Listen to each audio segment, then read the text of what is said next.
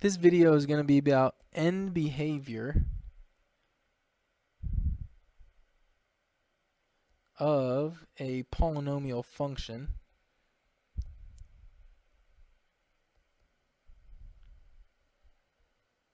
The end behavior of a polynomial function basically just states what will a graph of a polynomial function do at its ends.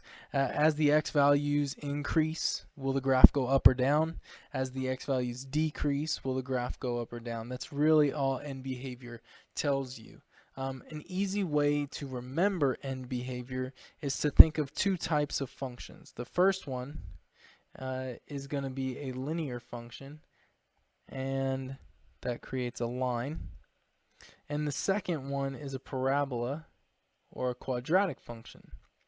And so if you can picture a line or a parabola, you will probably be just fine in figuring out the end behavior of a polynomial function. Don't forget though that a line could also go down to the left, down to the right, or that a parabola could also open down.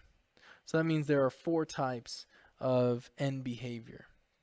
The way we write end behavior is we say that a graph, f of x, the y values, either go up or down, and we fill in a blank, as x goes to negative infinity.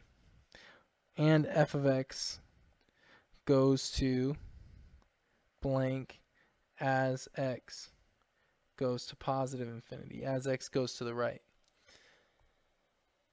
To figure out what the graph's going to do, it's really helpful to think of either a line or to think of a parabola.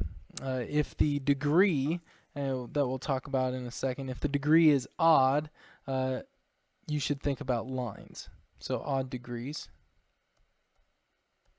If the degree is even, though, you should think about parabolas. Your goal is to fill in this blank right here, each of these blanks, with what the graph is doing to the left. This guy right here means as it moves to the left, and this guy right here means as it moves to the right. Is the graph going up to the left, or is it going down to the left? Is the graph going up to the right or down to the right? And that's really all end behavior can tell you. So let's give it a shot. The function that we'll start with is y equals 2x cubed minus 4x plus 21. Not really sure what that is, but I know it's a cubic function, and we can find the end behavior of it. The way we do that is we first state the degree, and then we'll state the leading coefficient. So the degree of a function is the highest exponent. So the highest exponent in this problem is a 3, so the degree is 3. And then the leading coefficient is the number in front of that term, and so it's a positive 2.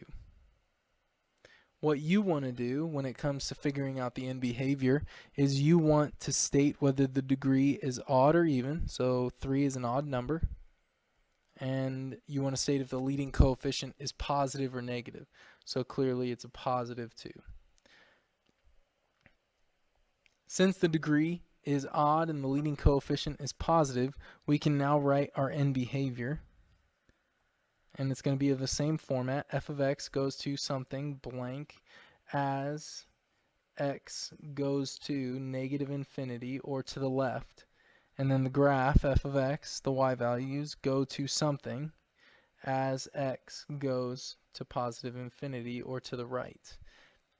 The easiest way to think about it, as I said before, is when it's an odd function or when it's an odd degree, you want to think of a line. So what kind of line has a positive slope? Well, it looks like this. So a positive slope line looks like that. Doesn't mean that this function y equals 2x cubed minus 4x plus 21 is a straight line, but its ends will do the same thing as a positive sloped straight line. So looking at this line, I see that it goes down to the left, so the graph goes to negative infinity as x goes to the left. Once again, this is the left statement. And then the graph is going up to the right, so the graph will go to positive infinity as x goes to the right. And this is the right-hand statement. Let's try one more example. And this is your end behavior right here. This is it. That's what I would be looking for on a quiz or a test if I asked for the end behavior. Let's try one more. The example will be y equals negative 3x to the fourth plus 2x squared minus 16. And so once again, we're looking for the degree, which is the highest exponent, and the leading coefficient, which is the number in front of the term that has the highest exponent. So the degree in our case is 4, and that is an even number. And the leading coefficient is negative 3, and so it's clearly negative. As I said on the first slide, you want to think of a parabola when the degree is even, and so a parabola that has a negative number as its leading coefficient opens down, and so both ends point down. So you set up your structure of the end behavior the same exact way. F of x goes to something as x goes to negative infinity or to the left, and then f of x, the graph, goes either up or down as x moves to the right. And so as your graph goes to the left, it's obviously going down, so we'd say the y values are going to negative infinity, and then the same is true as it moves to the right. The graph is still going down, and so negative infinity as well. And this is how you do the end behavior. All right, so have a great day.